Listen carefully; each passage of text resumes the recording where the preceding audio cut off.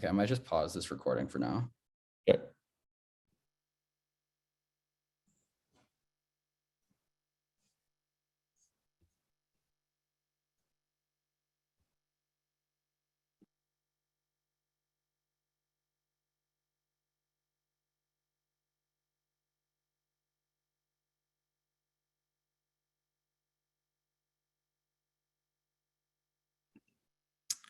I think we'll just give it a few more minutes. We're expecting a few more attendees.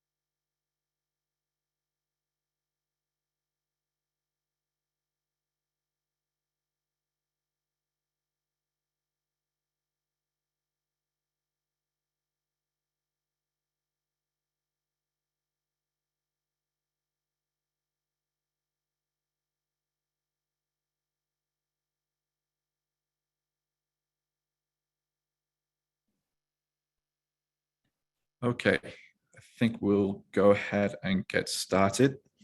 Welcome to Office Hours, everybody. Thanks for joining us today. I hope you're well. Hopefully this session is going to be very informative and give you some good information to take away on the broadcast feature.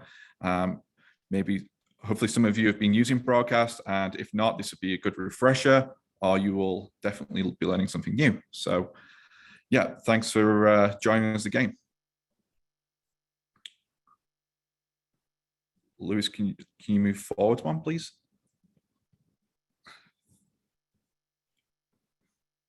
Thanks. Just a couple of quick instructions. Again, we're just going through the broadcast. My name is Nathan Robinson. I'm the Customer Success Associate. And so I'll be running through some of this presentation along with Louise. Louise, do you want to introduce yourself, please?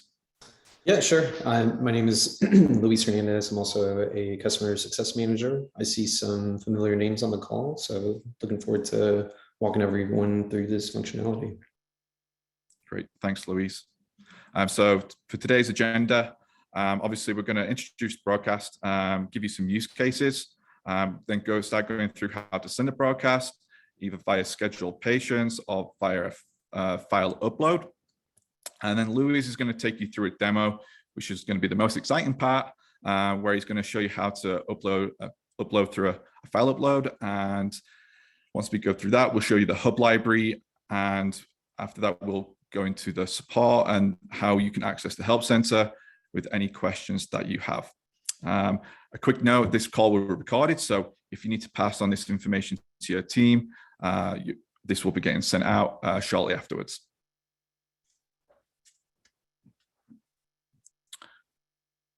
So firstly, the broadcast is a mass message patients, and we've got different use cases. So firstly, outbreaks such as COVID-19, we can get mass messages out to your patients very quickly.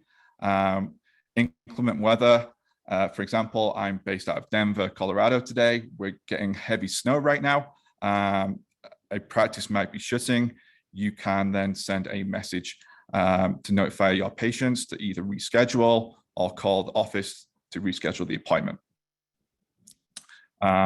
Again, when a physician needs to call out unexpectedly, the broadcast will be very handy to send out and get that message out.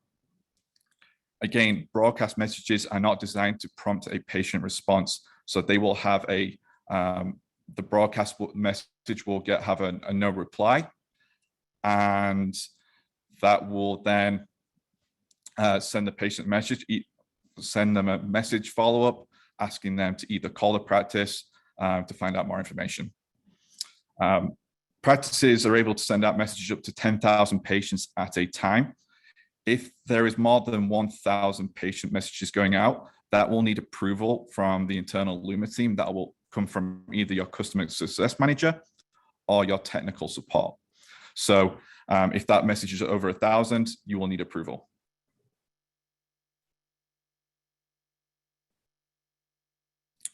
So two types of broadcasts that can be sent.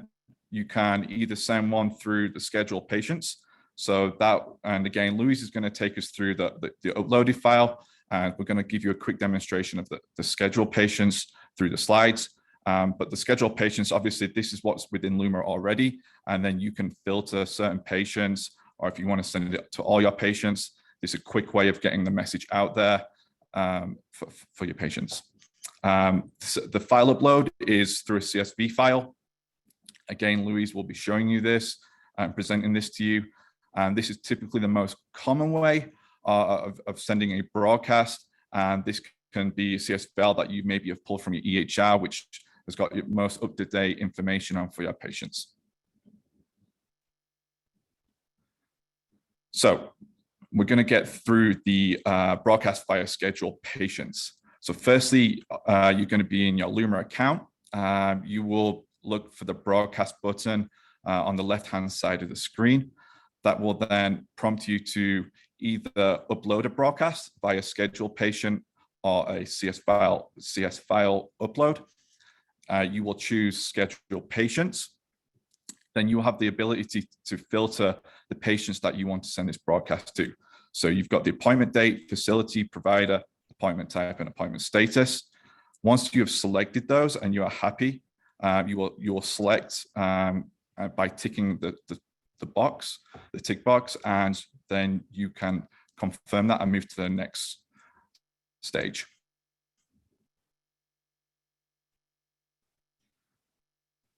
From here, you will be able to edit the broadcast title. So depending on, obviously, this is for you to keep track of what broadcast has been sent for which topic. Then you'll be able to add the message you'd like to send. So there's a couple of different ways this can occur, and Lewis again will go through the demonstration on this. But you can either type your own message, or you can go through the message library that sits in Mission Control, where you've created templates already just to auto insert, and they can then be sent out. When you're sending the message out, you've got the option to send a secure or non-secure message. So if you're sending a secure message, the patient will receive a message that's prompting them to go into their Luma account by giving their first name, last name, and date of birth. Or the non-secure, they will just get that directly sent to them and be able to access that message. We can also send a message override rule. So if we need to have a customized language or contact method, we can do that. Again, Louise will go through that shortly.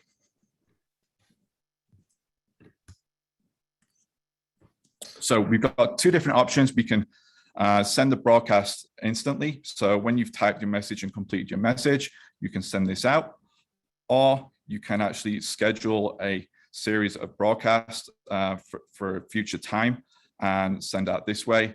So if you've got a plan, if you know you've got planned broadcast messages that need to be sent, you can actually set these up the day before that message is supposed to go out. So a very handy tool indeed. I'm going to pass on to Louise, and he's going to take you through the file upload. Thanks, Nathan. Okay, so again, we'll walk through this just so you can see it real time in Luma, just so it all makes sense. And again, you'll have this as a resource through the recording if you need to reference back to it. So for the file upload, we do call out the necessary headers that are needed on the spreadsheet. So we've got first name, last name, date of birth, and at least one of these contact methods. I will say that we touch on it on the next slide, but the mapping is done within Luma. So the headers don't necessarily have to say first name, last name. It could be F name. I know they'll get pulled out from various resources different ways, so just keep that in mind. And on our next slide, this is kind of where it shows you and how you have the ability to select in Luma where it needs to go, which field within Luma it needs to be attached to. So we'll go through that in a real example shortly. Okay, another thing to call out is the mapping is hard-coded to the headers from the last mapping. So if there are any adjustments that you have to make for a new file, keep that in mind. If you want to use an email only broadcast, again, you're only going to want to map the email. So we'll go through a mapping example just so that's clear. And again, just keep in mind, right? If you're unsure if it's going to be in a different format every single time, right? We're only looking at the initial one that was completed. And again, you'd have to make some changes to the mapping from there. Okay, so uploading that file. So once you upload it, so very similar to the scheduled version, right? You'll pick a title, a message, and we'll go through, the message library and different options you've got. There is an ability as well to override, as mentioned, Nathan mentioned, and add several of those, right? So if you've got different use cases, maybe a specific, a couple different populations within the spreadsheet that you're importing that you want different messages sent to, or maybe you want them sent in different languages. Those are all items that you can set up within Luma itself before you're actually going to send out the broadcast. And on the contact preferences, this one also is fairly important. I think we do have a lot of customers that get mixed up on this.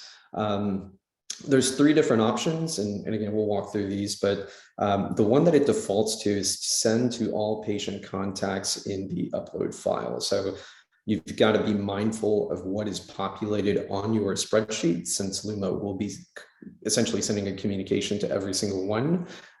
So again, we've got 3 different options there. Send to active patient contact in Luma Health, meaning the one that is checked off in their patient profile. They can have 5 contacts listed, but only the one that's checked off is going to be the one that it's going to go to, or the ones that are checked off if there are multiple.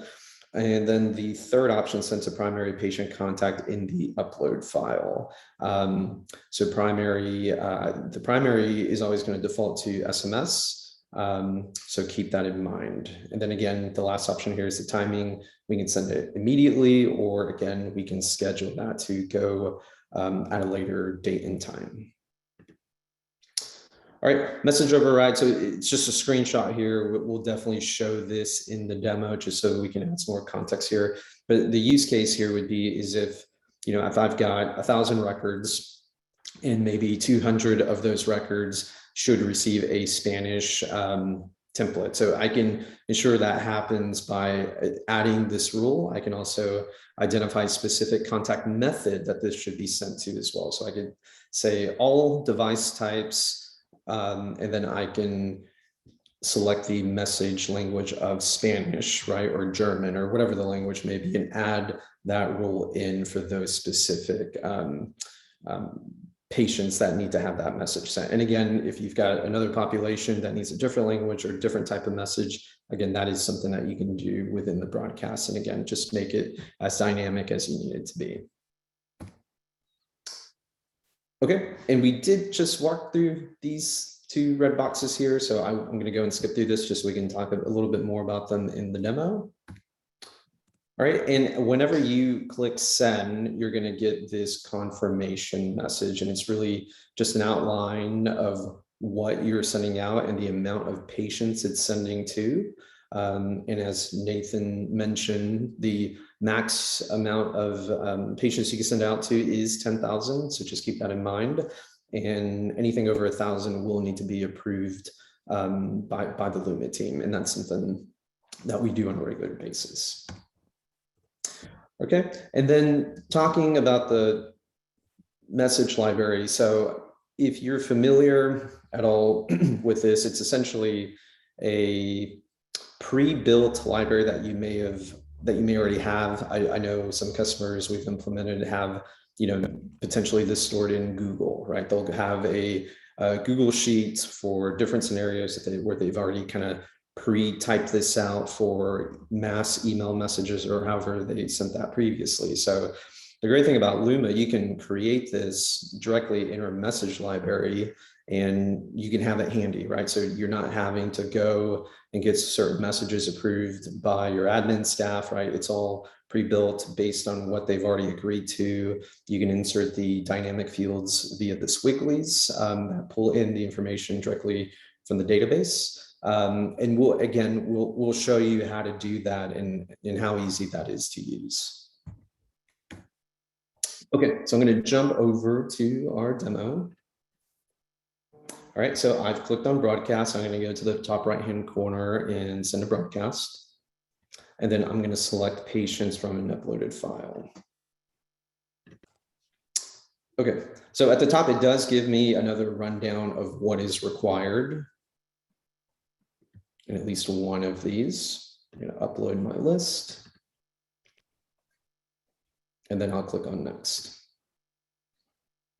All right, so as you can see, it did already match the majority of the data that I've got. These are my headers on my left-hand side that are in the spreadsheet. So I've got first name, last name, date of birth, mobile, home, and email. So the only thing it's asking me to select a mapping for is for the date of birth. And then we've got it right here, patient date of birth. I would just select that and then click on next. So again, this is a very simplified version. If you do have to include additional information in your import file, can map that if we do have the appropriate fields in Luma, but again, mine is fairly basic for what we're trying to achieve. All right, so now it takes me over to the title and messaging portion. So I will say test podcast. And then for the message, again, this is something that you can type out, freehand if needed, or I can go to my message library and select the type of message that I would like to send out. So let me go to COVID-19 message. So again, that was a pre-built item that I've got in my message library, and I'm happy to show everyone where that's located in Luma here at the end. It's already generated based on what I've saved. The squigglies, which are these dynamic fields, are already inserted based on that template that I saved. So again, it's just going to save you time. And again, this is just one example, right? A COVID-19 message. It could be inclement weather. It could be maybe a doctor taking a leave of absence, or a unexpected, block of cancellations that you need to message a group of patients for. So whatever that use case may be, again, you can have those templates pre-saved. And once you populate it here, you're still gonna have the ability to actually, adjust this as you see fit, tweak it as you need it, and so forth. So hopefully that makes sense. And then actually, before I move forward, if I did need to add another squiggly or dynamic field, it's pulling what we've got in the database. So these are the items I've got. I can also type in, a patient, and it's going to pull up the patient name squiggly. So you do have access to that. I can make this a secure message as well by unlocking that. And then that will require the patients to add, a date of birth and last name before they can access the message. So those are our options here. And for the message override, again, the use case here would be, all right, for anyone who's got SMS and their message language is Spanish, I want to have this custom message that I need to send out. And, similar to what we've got at the top for the message library, let's say I want to do the same thing here. If it's something that I've already created, right, and it's in Spanish, I can go ahead and populate that message. And then again, I can keep building on this. So if there are different populations that I want to target and make sure we're accounting for in the spreadsheet that I've imported, again, I can make this message as dynamic as I need to, ensuring, everyone's taken care of, right? Everyone who speaks different languages is going to get the appropriate message they need. Okay. And then again, next is the patient contact preferences. And I stress, I think for most customers I have, this is probably the most confusing thing. By default, again, we're sending to all patient contacts in the upload file. So if I've got SMS, home phone, email, we're literally going to send a message to all of those devices. And that may not be the preferred workflow, right? You may get some complaints about, over communication. So if that is something that you want to prevent, again, we've got two options here: send to active patient contacts in Luma. So essentially, if I look up John Smith, who's a test patient, and he's got 5 devices, but only one of them is checked on, I'm only going to send it to the one. So if we trust the data that's coming over from the EHR updating Luma and how it's been created for that test patient, that is probably what you want to select. Next is send to primary patient contact in the uploaded file. And again, we do have a preference here. So it's the hierarchy is SMS, email, and then voice. So keep that in mind. That's the other option you have. And again, those are nice options, just so you're not sending it to every single contact in the file. Just be aware that is something you have the ability to change before you're actually sending out the broadcast. Okay, timing. If I wanted to send it out now, I can click send, and then it's going to give me the confirmation page, and then it's going to send shortly after. If I want to send it later, fairly simple. It's going to give me a calendar if we're just doing some planning ahead to February the 3rd. And then I can select an appropriate time, right? And then I can click schedule. So here is my confirmation. It's giving me a rundown of everything that I've written in each message. And it does give me 2 notices here: patients who recently received a broadcast within 1 hour will not receive these messages. And then again, the rule here, anything being over 1,000 will be sent to Luma for approval first. Okay, so then here we go. It is scheduled. So once that goes out, right, then you'll see, delivered versus undelivered, and it'll give you all those metrics. So I do want to point out really quick, I'm going to go to where you can find the message library. So in your admin tab, just go to mission control. You'll see utilities. And then we will go to message library, and then we have the broadcast option. So again, adding these is very easy. I just go to create message. Let's see, new template. And then I would then just add my message.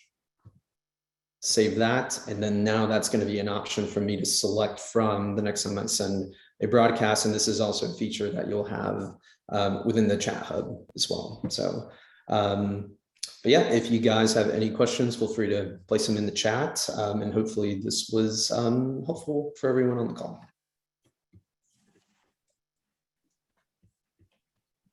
And Nathan, I will pass it back off to you. Louise, there's one question about if you could demonstrate maybe at the end, sending a broadcast where you're not using the broadcast library. Okay, yep, that's fine. Yep, thanks, Maggie. I think we've got another couple of questions that we'll save for the end, but we'll just take you through the support first. So if you just move on one, Louise, please. So we've got a lot of the help center and the self-help are going to be big factors in trying to get this broadcast off if you are struggling. They're going to be linked articles, as you can see in the image, that will help you, will take you through the broadcast process.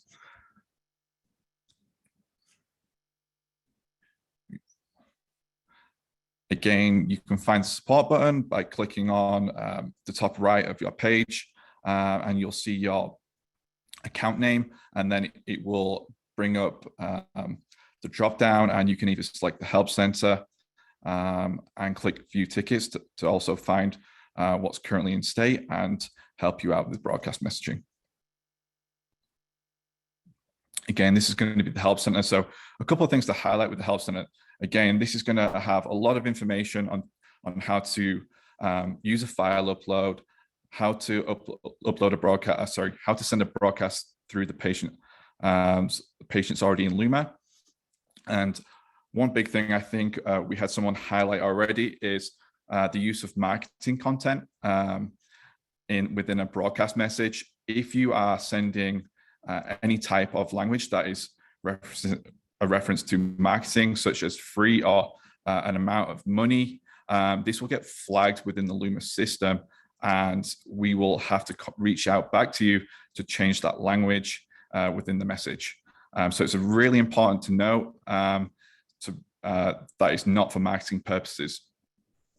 Again, Louise, I'm not sure if, can we go back into the demo account and just show them the help center and type in broadcast? Yep, absolutely. So any screen in Luma, it's going to be at the very top, and it's the circle with the question mark. It's going to open up a new page immediately.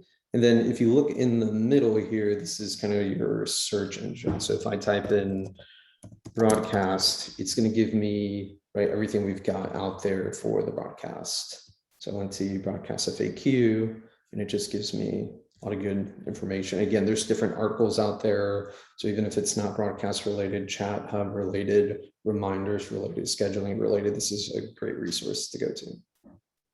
Great, Louise. Can you go to the broadcast content policy? And then everyone knows what marketing language. So if you can search for that, that'd be great. Yep.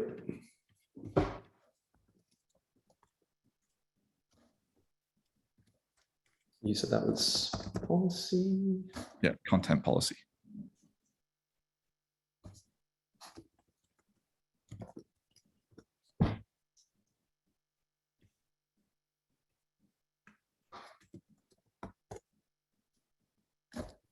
There we go. So this gives you some of the words that cannot be used. And if you do use these, this will flag in our system again. So that's when we reach back out to you, either the customer success manager or a member from the technical support team will reach out to ask you to change this. So that's just a little warning there if you're wondering why your messages are not getting sent and under review as well. Again, we've got some emergency words underneath as well. So again, you can see the amount of articles that are linked to the broadcast that are going to be really helpful to move forward as well. Great, Louise. Did you want me to go to a different screen, Nathan? Yes, if you could go back to the slides. And yeah, that's the help center. So again, that's very easy to access once you're in your Luma account. We've got a couple of questions, Louise. I believe one was in regards to the language, in regards to sending different languages. Yeah, so yeah, sorry, I'll just read the question, Louise. When you change the language, could you go over that again? Does it auto pick the language? We have 16 languages in our community. How do I make sure it goes out appropriately?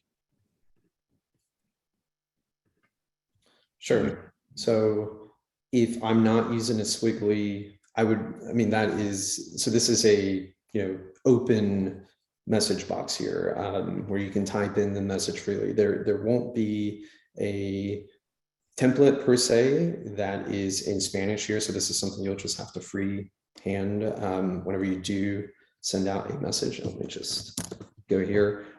In the message library, again, these are pre-existing messages. So if this is something that you do need to create in another language, that is something you'll have to have as a pre-existing template.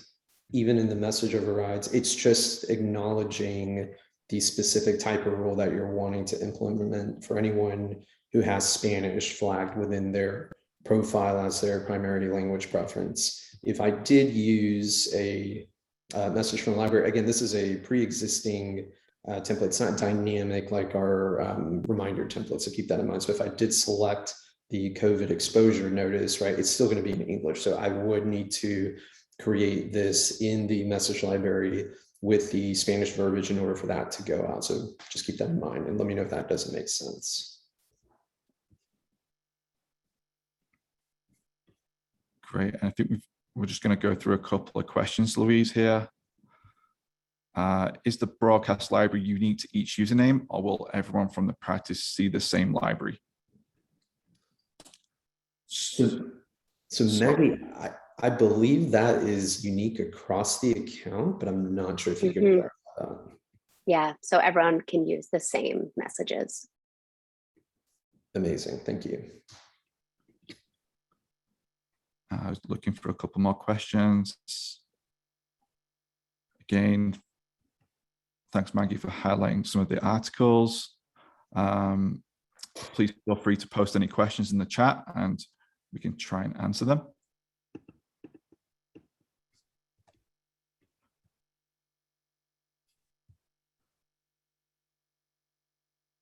Okay, Louise, do you want to go back to the slides? Great. So that's broadcast. This again will be recorded and get sent out. Oh, I think we might have a couple of new questions. Do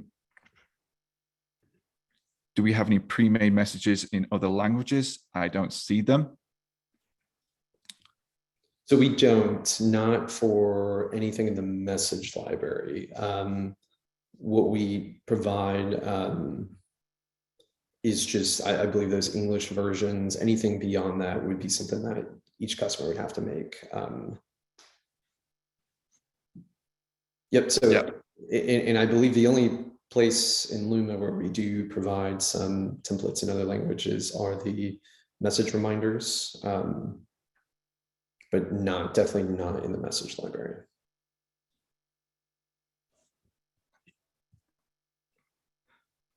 Thanks, Louise. I think we've got another question. Is there somewhere we can see what the squigglies will pull into the message, like the formatting, for example, appointment date versus appointment long date? Yeah, I mean, if you go to the squiggly command in the message section, you can definitely select. I think the question is to see the data that's going to populate. I think that's what they're asking. Is that right, Nathan? Yes. Okay. I don't think it gives you a pre-populated example. I would definitely recommend sending a test to yourself. Before you actually send a larger broadcast out. But yeah, that would probably be the best way to do it. Maybe a squiggly, an example with both squigglies, just so you can see how the system is reacting to both. And that way you can make the best determination on which one you should use. Yeah, and if you don't know how to send a test, I would strongly suggest going to your customer success manager and having a Zoom call just to go over that and sending that test. Right, and just to add some context there, you could essentially use that same CSV file, right? Your own personal information, if you are, if you're okay with that, right? Email and then send it to yourself. Be mindful though that the messaging does look at the hours that are logged in the settings, right? So if it's 9 o'clock, you're not getting that notification. That's why. Yeah, and we got a question from Tammy. Why is the reason for not using the specific words / characters in the messages? Tammy, so that was to do with the marketing. So broadcast is not designed to be a marketing tool. And so when we're sending mass messages in regards to the Luma Health message content policy, if those words are being used, it will get flagged within our system and the carriers. And we don't want that number to get flagged as spam. So we just need to make sure future broadcast messages are getting sent to our patients.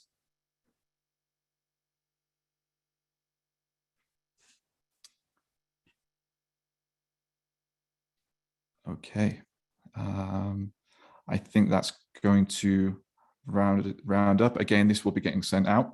And if you do have any specific questions on a specific workflow you're interested about, please reach out to your customer success manager. They're going to be more than happy to help and hopefully get that up and running for you. Thank you for all for coming, and hopefully you got something out of this session. And again, we'll be sending it out to recap, and also you can send to your team members as well. But thanks for attending.